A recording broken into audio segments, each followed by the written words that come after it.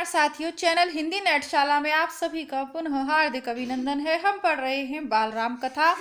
बाल रामायण के अंतर्गत हम पढ़ रहे थे राम और सुग्रीव के मिलन का प्रसंग। राम सुग्रीव की सहायता करते हैं और बाली को मार गिराते हैं, किंतु सुग्रीव अपना वादा भूल जाते हैं। पुनः हनुमान सुग्रीव को याद दिलाते हैं। लेकिन 15 दिन तक भी सुग्रीव अपनी सेना के सहित राम के पास नहीं पहुंच पाते। राम सुग्रीव के इस व्यवहार से क्षुब्ध थे। क्रोध में उन्होंने सुग्रीव के विनाश तक की बात कही। राम को चिंतित देख लक्ष्मण से न रहा गया। उन्होंने धनुष उठाया तो राम ने उन्हें रोक दिया। कहा, सुग्रीव को बस समझाना है, वह हमारा मित्र है। लक्ष्मण किष्किंधा चले गए सुग्रीव को समझाने। वहां पहुंचकर उन्होंने धनुष पर प्रत्यंचा चढ़ाई, डोरी खींचकर छोड़ी।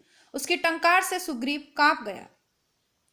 धनुष की टंकार सुनते ही उसे राम को दिया गया वचन पुनः याद आ गया। तारा ने सलाह दी कि वे तत्काल जाकर राम से मिलें, क्षमा याचना करें। सुग्रीव ने ऐसा ही किया। राम के पास जाने से पूर्व सुग्रीव ने हनुमान को आवश्यक निर्देश दिए। वानर सेना एकत्रित करने का आदेश। इस बार सुग्रीव सेना एकत्रित होने तक नहीं रुके, तुरंत निकल पड़े लक्ष्मण के पीछे पीछे। राम के सामने जाकर भयभीत वानर सेना ने उनसे क्षमा मांगी अपनी चूक के लिए। वानर राज ने क्षमा मांगी, यानी सुग्रीव ने मांगी अपनी चूक के लिए। राम ने उन्हें उठाकर गले लगा लिया। राम और सुग्रीव बात कर ही रहे थे कि उछल कूद करती वानर टोलियां वहां आ पहुंची। हनुमान के साथ लाखों वानर थे, जामवंत के पीछे भालुओं की सेना। इसके बाद लंका आरोहण की योजना बनी। वानरों को 4 टोलियों में बांटा गया। अंगद को दक्षिण जाने वाले अग्रिम दल का नेता बनाया गया। उस दल में हनुमान जी, नील और नल भी थे।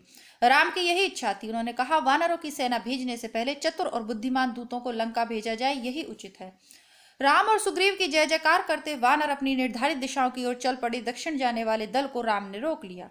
उन्होंने हनुमान को अपने पास बुलाया, अपनी उंगली से अंगूठी उतारकर उन्हें दे दी। अंगूठी पर राम का चिन्ह था। उन्होंने कहा, जब सीता से भेंट हो तो यह अंगूठी उन्हें दे देना, वे इसे पहचान जाएंगी, समझ जाएंगी तुम्हें मैंने भेजा है, तुम मेरे दूत हो।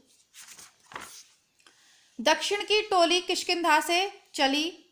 अंगद और हनुमान आगे आगे चल रहे थे। चलते चलते वे एक ऐसे स्थान पर पहुंच गए जिसके आगे भूमि नहीं थी, केवल जल था। विशाल समुद्र, उसकी गहराई अथाह थी। लहरों की गरज कपा देती थी। समुद्र को देखकर सबका साहस जवाब दे गया। वानर थक हार कर वहीं बैठ गए।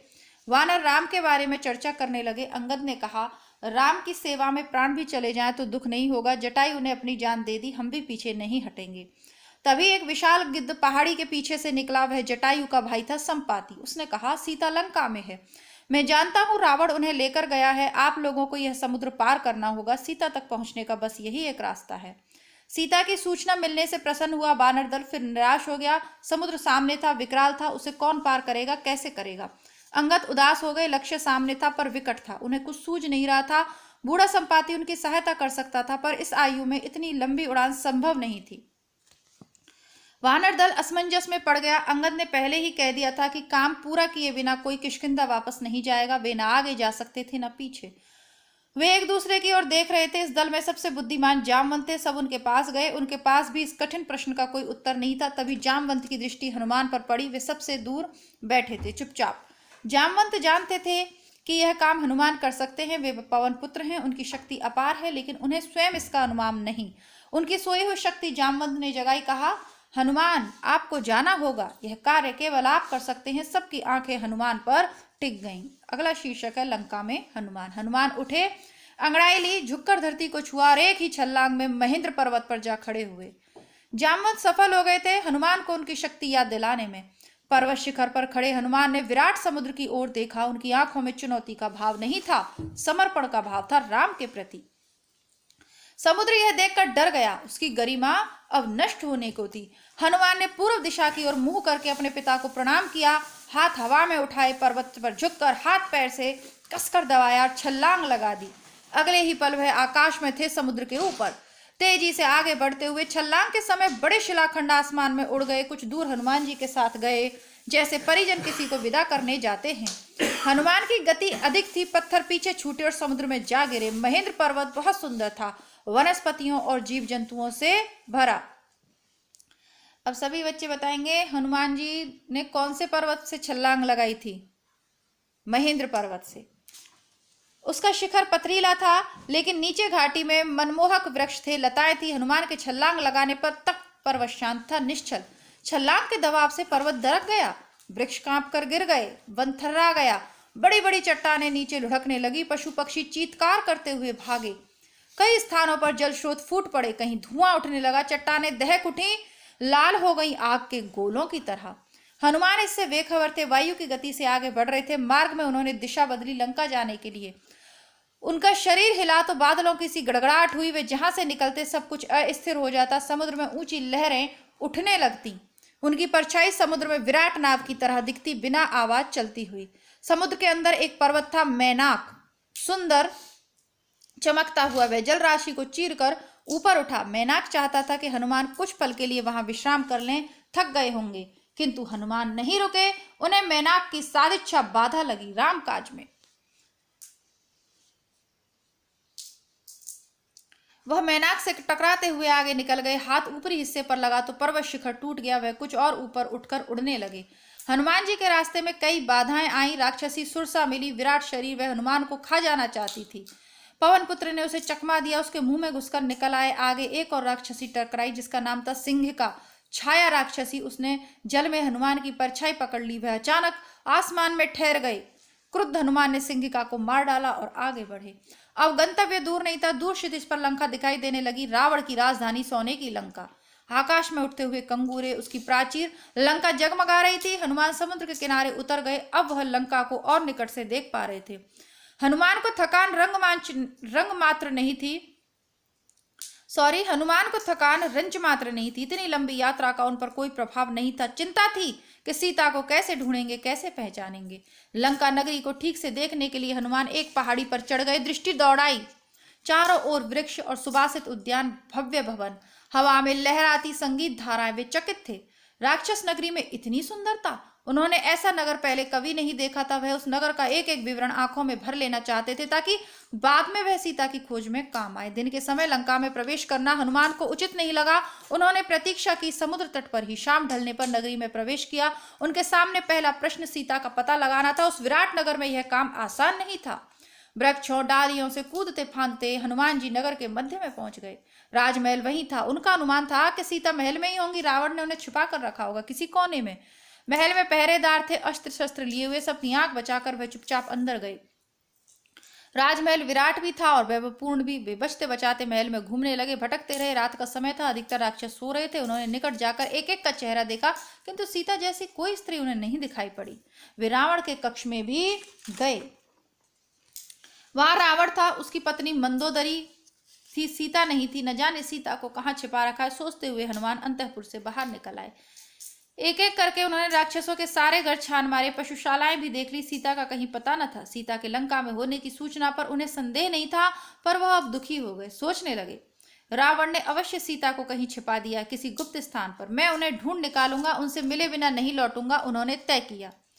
अंतःपुर के बाहर हनुमान ने रावण का रथ देखा, स्वर्ण रथ, रत्नों से सजा हुआ। वे चकित रह गए। तभी उनका ध्यान अंतःपुर से लगी वाटिका की ओर गया। वहां अशोक के ऊंचे ऊंचे वृक्ष थे, आकाश छूने को आतुर। यही अशोक वाटिका थी। दीवार लांघकर वे वहां पहुंचे। लंका में यही एक स्थान बचा था जो उन्होंने नहीं देखा था। उन्हें लगा सीता वाटिका में नहीं हो सकती। रावण उन्हें इतनी खुली जगह पर क्यों रखेगा। हनुमान में निराशा घर करती जा रही थी। वह एक वृक्ष पर चढ़कर बैठ गए। दिन चढ़ाया था, ऐसे में नीचे उतरना उन्हें उचित नहीं लगा। पेड़ घना था, वे उसके पत्तों में छिप गए। उन्हें वहां से सब कुछ दिखता था, लेकिन उन्हें कोई नहीं देख सकता था। रात हो आई। अचानक वाटिका के एक कोने से उन्हें अट्टहास सुनाई पड़ा। वे राक्षसियां थीं। हनुमान उधर ही देखने लगे। एक वृक्ष के नीचे राक्षसियों का झुंड था। वे किसी बात पर ठहाके लगा रही थी। हनुमान को लगा कि वे सीता पर हंस रही हैं। वे पेड़ से चिपक कर नीचे की डाली पर आए, ध्यान से देखा। राक्षसियों के बीच एक स्त्री बैठी है, चेहरा मुरझाया हुआ, उदास, दयनीय, दुर्बल, शोकग्रस्त। यही माँ सीता है, उन्होंने मन में सोचा। उन्हें अब कोई संदेह नहीं था। राक्षसियां वहीं थी, हट नहीं रही थी। हनुमान उतावले थे, पर नीचे उतरने में डर था, स्वयं उनके लिए, सीता के लिए भी। तभी उन्होंने रावण को आते देखा, राजसी ठाट बाट के साथ दासियों सहित। हनुमान सीता से भेंट किए बिना नहीं लौटना चाहते। ऐसा लौटा तो राम को क्या उत्तर दूंगा, उन्होंने सोचा। नीचे उतरने का अवसर ही नहीं मिल रहा था। वे डाल से चिपक गए, सांस रोककर रावण के लौटने की प्रतीक्षा में। रावण ने सीता को बहलाया, फुसलाया, लालच दिया, पर सीता नहीं डिगी। वह डर से कांप रही थी, पर उन्होंने रावण की एक ना सुनी, तिरस्कार किया। रावण ने कहा, तुम्हें डरने की आवश्यकता नहीं है सुमुखी, मैं तुम्हें स्पर्श नहीं करूंगा जब तक तुम स्वयं ऐसा नहीं चाहोगी। मैं तुम्हें अपनी रानी बनाना चाहता हूँ, मेरी बात मान लो और सुख का उपभोग करो, अन्यथा मैं तुम्हें तलवार से काट डालूंगा। सोच लो, तुम्हारे पास केवल 2 महीने बचे हैं। ऐसा कभी नहीं होगा दुष्ट, राम के सामने तुम्हारा अस्तित्व ही क्या है। मुझे राम के पास पहुंचा दो, वे तुम्हें क्षमा कर देंगे। तुमने ऐसा नहीं किया तो सर्वनाश निश्चित है। तुमने अपराध किया है, तुम्हें कोई बचा नहीं सकता। मूर्ख राक्षस, तुम्हारा तो अंत निकट है। रावण क्रोध में पैर पटकता हुआ चला गया। रात गाढ़ी होती जा रही थी। रावण के जाने पर राक्षसियों ने सीता को घेर लिया, लगी उन्हें डराने धमकाने। बोली, तुम मूर्ख हो, रावण का प्रस्ताव अस्वीकार कर रही हो। वह रावण की नगरी है, यह रावण की नगरी है। तुम्हारा राम यहाँ कभी नहीं पहुंच सकता, कोई तुम्हें नहीं बचा सकता। राक्षसियों में एक त्रिजटा थी, सबसे भिन्न। उसने कहा, मैंने एक सपना देखा है, पूरी लंका समुद्र में डूब गई, सब नष्ट हो गया। यह सपना अच्छा नहीं। कहीं यह सीता के दुख से तो जुड़ा नहीं है। सीता की हिचकियां बंध गई, वह विलाप करके रोने लगी।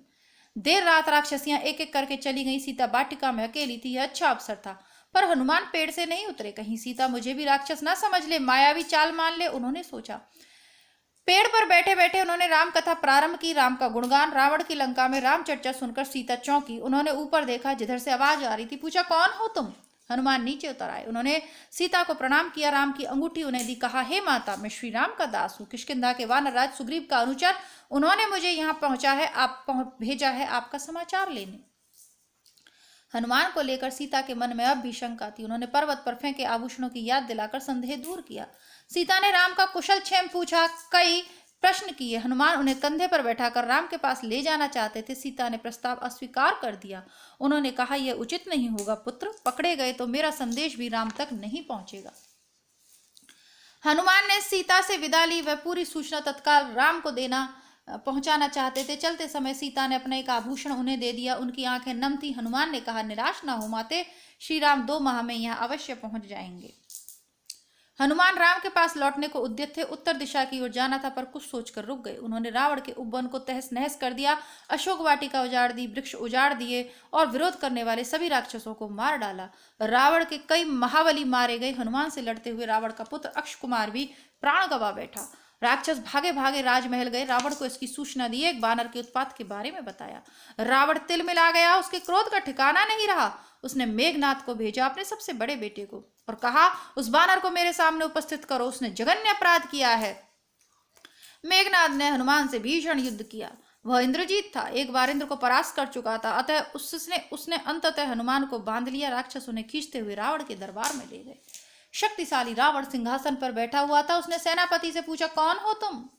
उसके सेनापति ने पूछा, कौन हो तुम? किसने तुम्हें यहाँ भेजा है? हनुमान के मन में भय नहीं था। उन्होंने कहा, मैं श्री राम का सेवक हूँ, मेरा नाम हनुमान है। आप श्री राम की पत्नी सीता को हरण करके लाए हैं। मैं उन्हीं की खोज में आया था, उनसे मैं मिल चुका, आपके दर्शन करना चाहता था, इसलिए उत्पात करना पड़ा। इसमें मेरा कोई अपराध नहीं। दंड के भागी तो राक्षस हैं, जो उन्होंने मुझे रोकने का प्रयास किया। क्रोध में रावण हनुमान को मारने उठा। छोटे भाई विभीषण ने उसे रोक लिया और कहा, आप नीतिवान हैं राजन, नीति के अनुसार दूत का वध अनुचित है, आप उसे कोई दूसरा दंड दें। हनुमान ने रावण को पुनः प्रणाम किया। मेरा एक निवेदन है, आप सीता को सम्मान सहित लौटा दें, इसी में आपका कुशल है। धनुर्धर राम से आप युद्ध नहीं कर जीत सकते। रावण ने हनुमान की पूंछ में आग लगा देने की आज्ञा दी। राक्षसों ने आग लगा दी। जलती हुई पूंछ के साथ उन्हें नगर में घुमाया। राक्षस टिटोली कर रहे थे। इसी बीच हनुमान ने बंधन तोड़ दिए। एक भवन पर चढ़कर उसमें आग लगा दी। एक से दूसरी अटारी पर कूदते हुए उन्होंने सभी भवन जला दिए। हाहाकार मच गया। लंका जल रही थी धू धू करके। राक्षस विलाप करने लगे। अचानक हनुमान को सीता की चिंता हुई। वे अशोक वाटिका की ओर भागे। डर था कि कहीं आग उन तक न पहुंच गई हो। सीता सकुशल थी, पेड़ के नीचे बैठी हुई, आग से अप्रभावित। हनुमान ने उन्हें प्रणाम किया, आशीर्वाद मांगा और उत्तर दिशा की ओर चल पड़े राम के पास। दूसरे तट पर सभी हनुमान की प्रतीक्षा कर रहे थे। अंगद, जामवंत, अन्य वानर। आते ही उन्हें सबने घेर लिया। हनुमान ने संक्षेप में लंका का हाल सुनाया, सीता से भेंट का क्रम बताया। कहा, मैंने उन्हें देखा था, बात की। यह समाचार शीघ्र राम तक पहुंचना चाहिए, समय अधिक नहीं है। वानर किलकारियां भरने लगे। प्रसन्नता में वानरों का उत्पात बढ़ गया। उन्होंने मार्ग के कई वन उजाड़े, फल खाए और फेंके, दौड़ते हुए चले और किष्किंधा पहुंच गए राम के पास। वानरों के साथ लेकर सुग्रीव वहां पहुंचे। हनुमान ने राम को सीता द्वारा दिया गया आभूषण दिया। राम की आंखों में आंसू आ गए। उन्होंने हनुमान से कई प्रश्न किए, वे कैसी हैं, कैसे रहती हैं, उन्होंने कोई संदेश भेजा है? हनुमान ने पूरी बात विस्तार से कही। कहा, मैंने उनसे भेंट की, वे व्याकुल हैं, चिंतित हैं, हर समय राक्षसों से घिरी रहती हैं, आपकी प्रतीक्षा कर रही हैं। उन्होंने कहा कि यदि श्री राम 2 माह में यह नहीं आए तो पापी रावण मुझे मार डालेगा। राम शोक में डूब गए। भाव विह्वल होकर उन्हें हनुमान को गले से लगा लिया और अश्रु रोक से रुक नहीं पाए। लक्ष्य स्पष्ट था, लंका पर आक्रमण, समय कम था। सुग्रीव ने युद्ध की तैयारियां तत्काल प्रारंभ करने का निर्देश दिया। वानर सेना इसके लिए पहले ही तैयार थी, उत्साहित थी। इस बार उन्हें अलग अलग टोलियों में बांटने की आवश्यकता नहीं थी, अलग अलग दिशाओं में नहीं जाना था। सबका लक्ष्य एक था, दिशा एक थी, दक्षिण दिशा। सुग्रीव ने लक्ष्मण के साथ बैठकर युद्ध की योजना पर विचार किया। योग्यता और उपयोगिता के आधार पर भूमिकाएं निर्धारित हुई। हनुमान, अंगद, जामवंत, नल और नील को आगे रखा गया। समुद्र पर चर्चा हुई, उसे कैसे पार करेंगे। सेना का हर वानर हनुमान नहीं था, यह एक चुनौती थी। देर रात तक चर्चा का विषय रही।